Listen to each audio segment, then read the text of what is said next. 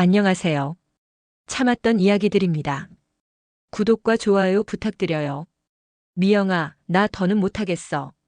정말 끝내자. 주방에서 설거지를 하던 미영의 손이 멈췄다. 찬물에 담긴 그릇들이 덜그럭거리는 소리만 유독 크게 들렸다.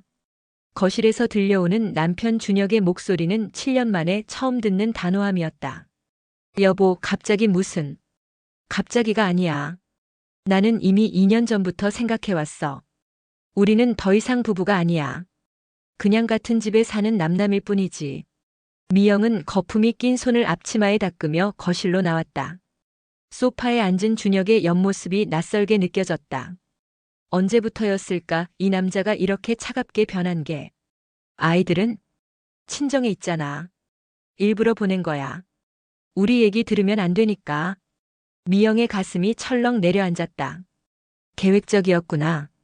준혁은 이미 모든 걸 정리해놓고 이 대화를 시작한 거였다.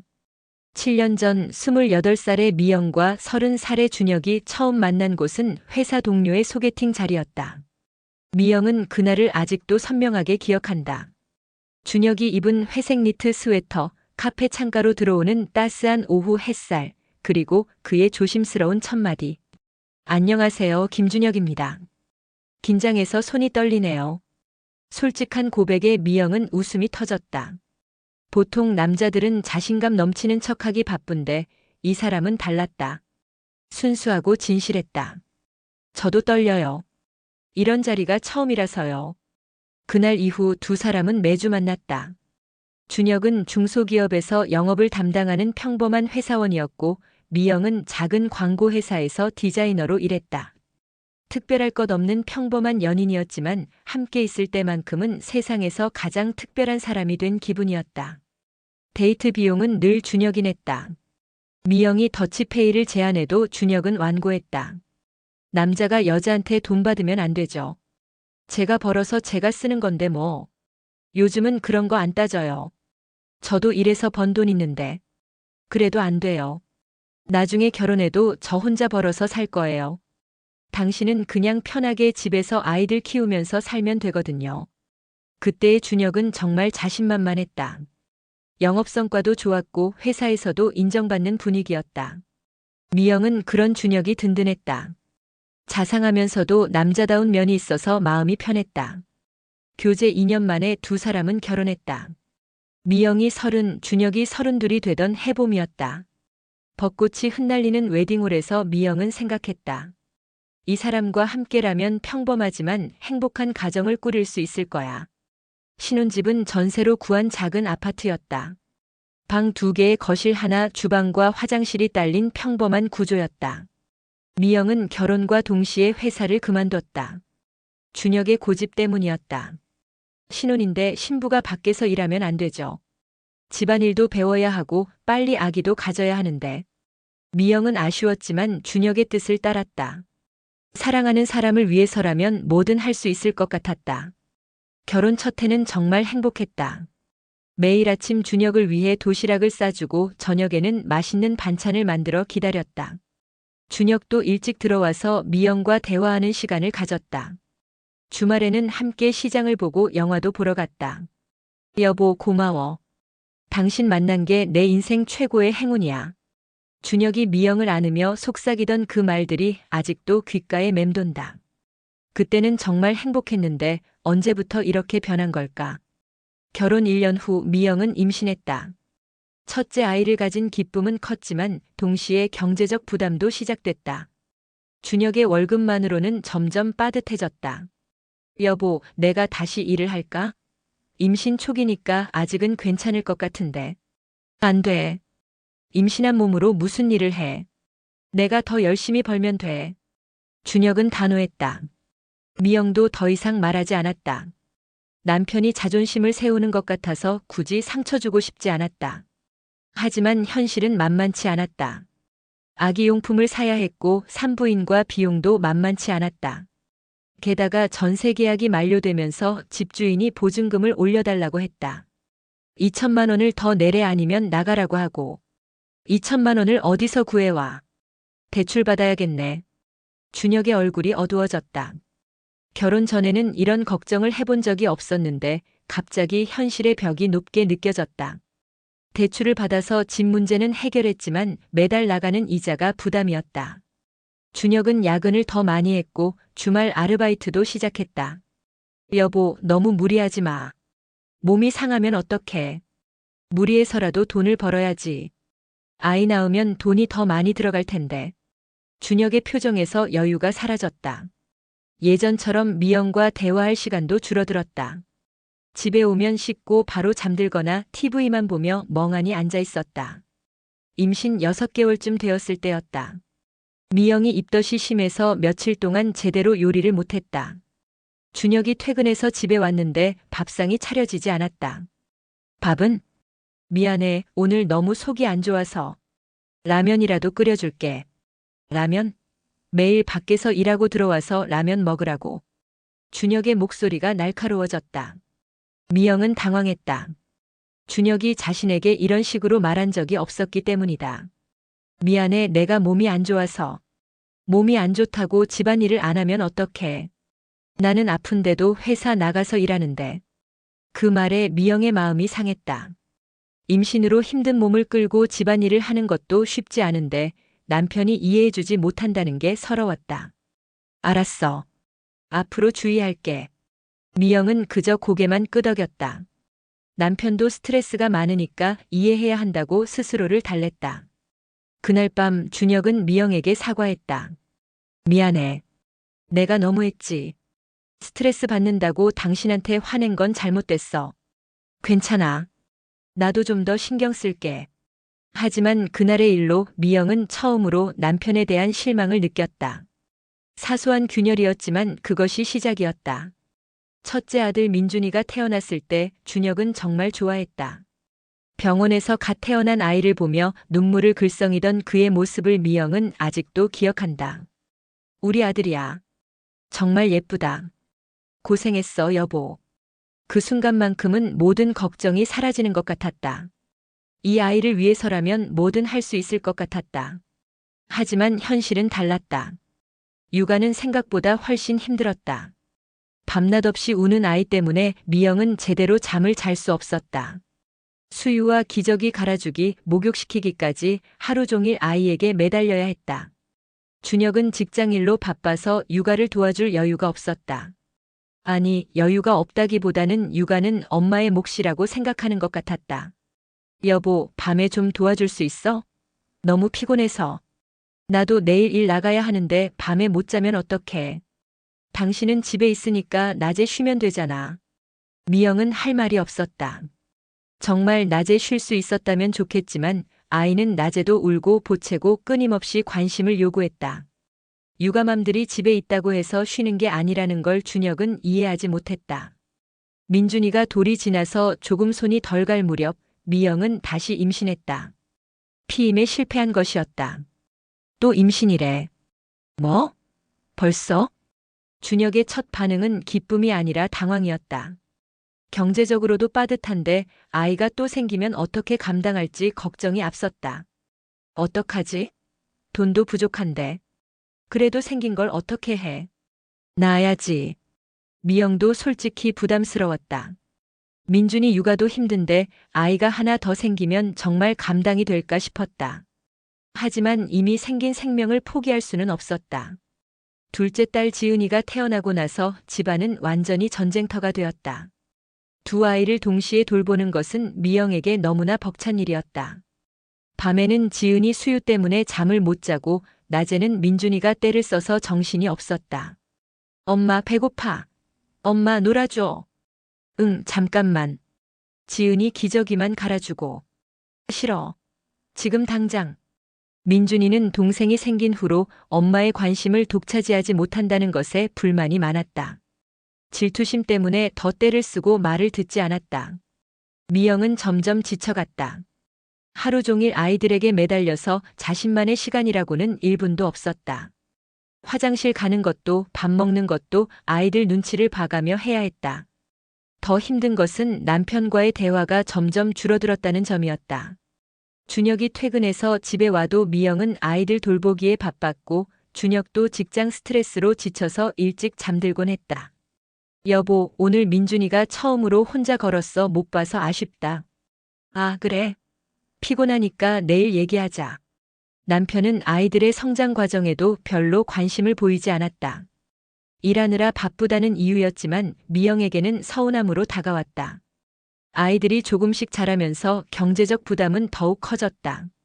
기저귀값, 분유값, 이유식비, 병원비 등등 아이들에게 들어가는 돈이 만만치 않았다. 게다가 전세 재계약 시기가 다가오면서 또다시 보증금을 올려달라는 집주인의 요구가 있었다. 이번에는 3천만 원을 더 내래. 아니면 다른 집을 알아보라고 하고. 3천만 원? 미쳤나? 어디서 그 돈을 구하라고. 준혁의 얼굴이 일그러졌다. 이미 대출금 상환으로 매달 나가는 돈도 부담스러운데 또 대출을 받아야 한다는 것이 스트레스였다. 다른 집을 알아볼까? 좀 더 저렴한 곳으로. 아이들 데리고 이사하는 것도 쉬운 일이 아닌데. 그냥 대출받아서 여기서 살자. 결국 또다시 대출을 받았다. 준혁은 점점 예민해졌다. 돈 걱정 때문에 밤잠을 설치는 일이 많아졌고 사소한 일에도 짜증을 냈다. 또 기저귀 떨어졌어? 얼마나 많이 쓰는 거야? 아기들이라 그런 거잖아. 어쩔 수 없어. 어쩔 수 없긴. 그래도 좀 절약해서 써봐. 이런 대화가 반복되면서 미영은 점점 위축되었다. 아이들에게 필요한 것도 남편 눈치를 보며 사야 했고 자신이 쓸 것은 아예 포기했다. 옷도 몇 년째 새로 사지 않았고 화장품도 가장 저렴한 것만 샀다. 더 큰 문제는 준혁이 술을 자주 마시기 시작했다는 것이었다. 직장 스트레스와 경제적 부담감 때문에 퇴근 후 동료들과 술자리를 자주 가졌다. 또 술 마시고 들어와요? 집에서 저녁 해놨는데. 회사 생활하면서 술자리도 못 가? 그것도 스트레스야.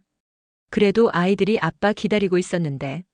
아이들은 내가 돈 벌어오는 것보다 집에 일찍 들어오는 게 더 중요하다는 거야? 이런 식으로 대화하다 보니 미영은 점점 자신의 의견을 표현하지 않게 되었다. 뭘 말해도 결국 돈 얘기, 생계 얘기로 귀결되었고 그러면 준혁은 자신이 얼마나 힘들게 돈을 벌고 있는지를 강조했다. 미영은 차라리 자신이 일을 해서 경제적 부담을 덜어줄 수 있다면 좋겠다고 생각했지만 아이들이 아직 어려서 현실적으로 불가능했다. 어린이집에 보내려고 해도 비용이 만만치 않았고 미영이 벌 수 있는 돈을 생각하면 손익계산이 맞지 않았다. 아이들이 3살, 5살이 되면서 육아 부담은 조금 줄어들었지만 부부 사이는 더욱 멀어졌다. 매일 똑같은 일상의 반복 속에서 준혁과 미영은 서로에게 관심을 잃어가고 있었다. 준혁은 매일 아침 7시에 집을 나가서 밤 10시가 넘어서 들어왔다. 퇴근 후에는 지쳐서 아이들과 놀아주거나 미영과 대화할 여력이 없었다. 주말에도 밀린 잠을 자거나 TV를 보며 시간을 보냈다. 미영은 하루 종일 아이들과만 함께 있다 보니 어른과 대화할 기회가 거의 없었다. 가끔 준혁에게 오늘 있었던 일들을 얘기하려고 했지만 준혁의 반응은 시큰둥했다. 여보, 오늘 민준이가 유치원에서. 응, 그래. 피곤하다. 내일 얘기하자. 지은이가 오늘 처음으로 혼자. 아, 응. TV 소리 좀 줄여줄래? 뉴스 보고 있잖아. 이런 식으로 대화가 막히다 보니 미영은 점점 말을 하지 않게 되었다. 어차피 관심도 없는 것 같은데 굳이 얘기할 필요가 있을까 싶었다. 그러면서 미영은 자신도 모르게 감정을 억누르는 습관이 생겼다. 서운해도 표현하지 않고 화가 나도 참고 슬퍼도 혼자서만 삭혔다. 아이들 앞에서는 더더욱 감정을 드러내지 않았다. 준혁은 그런 미영을 보면서 답답해했다.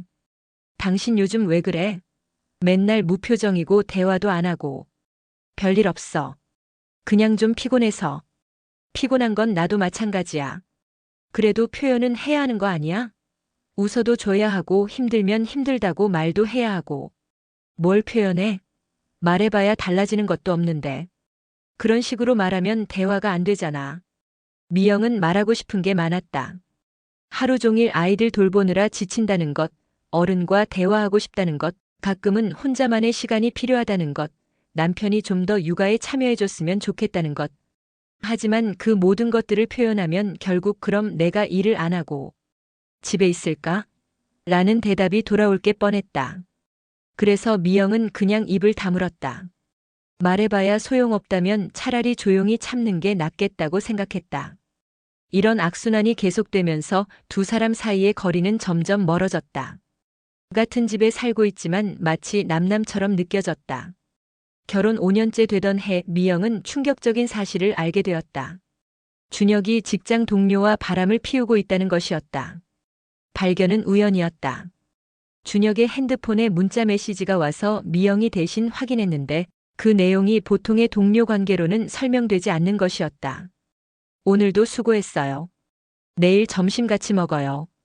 보고 싶어요. 미영의 손이 떨렸다. 설마 하는 마음으로 다른 메시지들도 확인해 봤는데 분명히 불륜 관계임을 알 수 있는 내용들이 있었다. 집에서 힘들죠? 저랑 있을 때만큼은 편하게 생각해요. 부인한테는 절대 들키면 안 돼요. 조심해요.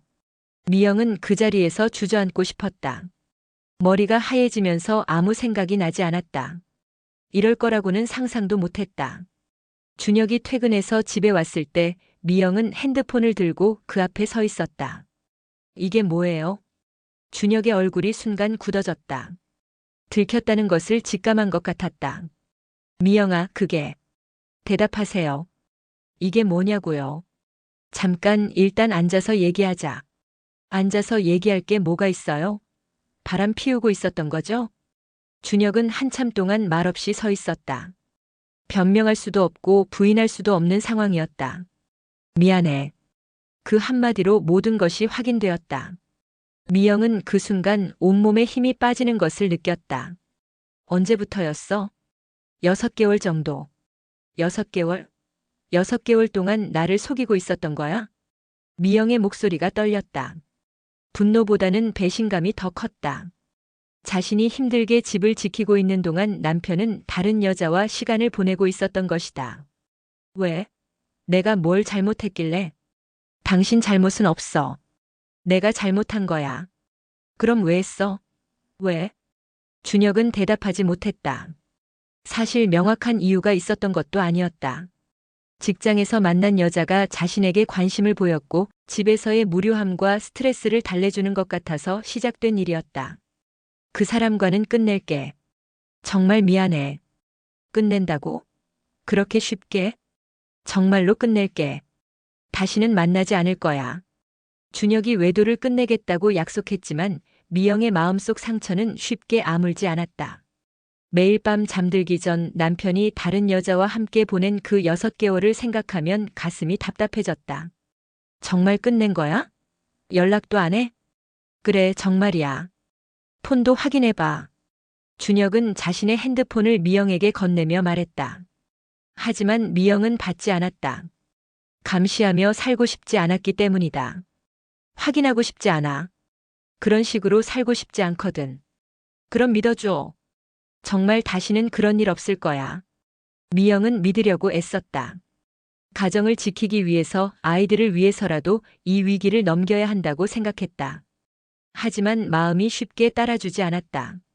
준혁이 조금이라도 늦게 들어오면 의심스러웠고 핸드폰이 울릴 때마다 가슴이 철렁했다. 예전에는 무심코 넘겼던 행동들이 모두 의심스럽게 보였다. 여보, 오늘 회식이 있어서 늦을 것 같아. 누구랑? 어디서 하는데? 부장님이랑 동료들이랑. 강남에 있는 고깃집에서. 미영은 더 묻고 싶었지만 참았다. 계속 의심하며 묻다 보면 오히려 부부 관계만 악화될 것 같았다. 하지만 그런 의심과 불안감이 계속 쌓이면서 미영은 점점 지쳐갔다. 사랑하는 사람을 믿지 못한다는 것이 이렇게 힘든 일인 줄 몰랐다.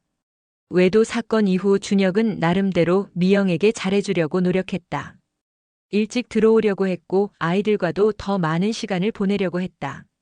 가끔 꽃이나 작은 선물을 사오기도 했다. 미안한 마음에 샀어. 받아줘. 준혁이 내민 꽃다발을 보며 미영은 복잡한 마음이었다. 고마운 마음도 있었지만 한편으로는 이런 것으로 상처가 아물 거라고 생각하는 것 같아서 허탈했다. 고마워. 미영은 짧게 대답하며 꽃을 받았다. 예전 같으면 기뻐하며 웃었을 텐데 이제는 그런 감정이 잘 일어나지 않았다. 시간이 지나면서 미영은 자신이 변해가고 있다는 것을 느꼈다. 준혁에 대한 사랑이 점점 식어가고 있었다. 아니, 사랑이 식는다기보다는 감정 자체가 메말라가는 것 같았다. 예전에는 준혁이 늦게 들어오면 걱정이 되었는데 이제는 그냥 무덤덤했다. 준혁이 피곤해하면 안쓰러웠는데 이제는 그런 감정도 별로 들지 않았다. 당신 요즘 좀 이상해. 무표정하고 말도 별로 없고. 이상한 게 아니라 그냥 피곤한 거야. 그래도 예전보다 너무 차가워진 것 같아. 미영은 대답하지 않았다. 차가워진 게 맞았다. 의도한 것은 아니지만 마음의 문을 닫고 있는 자신을 느꼈다. 아이들에게만큼은 따뜻하게 대하려고 노력했지만 그것마저 쉽지 않을 때가 있었다. 감정이 메말라가니 모든 관계가 어색해졌다. 엄마, 왜 요즘 웃지 않아? 5살 민준이가 어느 날 물었다. 아이도 느낄 정도로 자신이 변했구나 싶어서 미영은 깜짝 놀랐다. 엄마가 웃지 않았나? 미안해, 엄마가 좀 피곤했나 봐. 미영은 억지로 웃으며 민준이를 안아주었다. 하지만 그 웃음도 진심에서 나오는 것이 아니라는 걸 스스로 알 수 있었다. 미영이 감정적으로 거리를 두기 시작하면서 준혁도 점점 좌절감을 느꼈다. 자신이 잘못한 것은 인정하지만 계속해서 냉랭한 반응을 보이는 아내를 보며 답답함이 쌓여갔다. 내가 얼마나 노력하고 있는데 조금은 인정해주면 안 돼? 노력하고 있는 건 알아. 고마워. 고맙다는 말만 하지 말고 진짜 마음으로 받아줘. 받아주고 있잖아. 받아주는 게 아니라 그냥 참고 있는 거잖아. 준혁의 말이 맞았다. 미영은 받아주는 것이 아니라 그냥 참고 있었다. 용서했다고 말했지만 마음속으로는 아직 용서하지 못했다. 이런 상황에서 준혁은 점점 집에 있는 시간을 줄였다. 집에 있어도 분위기가 무겁고 어색해서 차라리 밖에서 시간을 보내는 게 편했다. 오늘도 늦어? 응, 회사 일이 좀 있어서. 실제로는 회사 일이 아니라 그냥 혼자 있고 싶어서였다. 카페에서 책을 읽거나 혼자 영화를 보거나 그냥 공원을 걸으며 시간을 보냈다. 미영도 마찬가지였다. 준혁이 집에 없을 때가 오히려 더 편했다. 아이들과 둘만 있을 때가 마음이 더 편안했다. 두 사람은 같은 집에 살면서도 각자의 외로움을 느끼고 있었다. 함께 있어도 외로웠고 혼자 있어도 외로웠다. 부모의 관계 변화를 가장 민감하게 느끼는 것은 아이들이었다. 민준이와 지은이는 엄마 아빠가 예전과 다르다는 것을 본능적으로 알고 있었다. 엄마 아빠한테 화났어? 왜 그런 생각을 해? 아빠랑 안 웃으면서 얘기해. 민준이의 말에 미영은 가슴이 아팠다. 아이들에게는 티가 나지 않으려고 노력했는데 역시 다 느끼고 있었던 것이다. 엄마가 화난 게 아니야. 그냥 좀 피곤해서 그래. 그럼 아빠도 피곤해? 응, 아빠도 피곤해. 하지만 아이들은 단순히 피곤한 것과 다른 것이라는 걸 알고 있었다. 집안 분위기가 예전과 달라진 것을 느끼고 있었다. 지은이는 밤에 자주 깨서 울었고 민준이는 예전보다 더 떼를 쓰기 시작했다. 불안감을 표현하는 방식이었다. 엄마, 우리 가족 안 헤어지지? 어느 날 민준이가 갑자기 물었다. 미영은 깜짝 놀랐다. 왜 그런 걸 물어봐? 친구 은수 엄마 아빠는 헤어졌어. 은수가 울면서 그랬어. 우리는 안 헤어져. 걱정하지 마. 미영은 아이를 안아주며 말했지만 마음 한편으로는 확신이 서지 않았다. 정말 이대로 계속 살 수 있을까? 결혼 6년째 두 사람은 관계를 회복하기 위해 나름대로 노력해봤다. 부부 상담을 받아보기도 했고 아이들을 친정에 맡기고 둘만의 여행을 가기도 했다. 우리 다시 시작해보자. 처음 만났을 때처럼. 여행지에서 준혁이 미영의 손을 잡으며 말했다. 미영도 그렇게 되기를 원했다. 하지만 마음이 잘 따라주지 않았다. 그래. 노력해보자. 미영은 대답했지만 그 말에는 진심이 부족했다. 노력하고 싶은 마음은 있었지만 감정이 이미 너무 많이 상해 있었다. 부부 상담에서 상담사는 말했다. 두 분 다 상처를 받으셨네요. 하지만 포기하지 않고 여기까지 오신 것만 봐도 아직 희망이 있어요. 정말 회복될 수 있을까요? 미영이 물었다. 시간이 걸리겠지만 가능해요. 다만 두 분 모두 진심으로 노력하셔야 해요. 상담을 받고 나서 잠시 동안은 관계가 나아지는 것 같았다. 두 사람이 대화를 더 많이 하려고 노력했고 서로를 이해하려고 했다. 하지만 몇 달 지나지 않아 다시 원래대로 돌아갔다. 일상의 스트레스와 쌓인 상처들이 쉽게 해결되지 않았기 때문이다. 결혼 7년째 두 사람의 관계는 완전히 무기력해졌다. 싸우지도 않고 대화하지도 않고 그냥 같은 집에 사는 남남처럼 지냈다. 아침에 준혁이 출근할 때 다녀오세요라고 인사하고 저녁에 들어올 때 수고하셨어요라고 말하는 것이 하루의 대화 전부였다. 미영은 하루 종일 아이들과만 시간을 보냈다. 집안일을 하고 아이들을 돌보고 저녁을 준비하고 그렇게 하루가 끝났다. 매일 똑같은 일상의 반복이었다. 준혁은 일에만 몰두했다. 야근을 자주 했고 주말에도 회사 일을 가져와서 했다. 집에 있는 시간을 최대한 줄이려고 하는 것 같았다. 두 사람 모두 이 상황이 정상이 아니라는 걸 알고 있었다. 하지만 어떻게 해야 할지도 모르겠고 변화를 시도할 에너지도 없었다. 이렇게 살면 안 되는데. 미영은 혼자 있을 때 자주 생각했다. 하지만 구체적인 해결책은 떠오르지 않았다. 이혼을 하자니 아이들이 걱정되었고 그렇다고 이대로 계속 살자니 너무 고통스러웠다. 미영아, 나 더는 못하겠어. 정말 끝내자. 준혁의 말에 미영은 놀라지 않았다.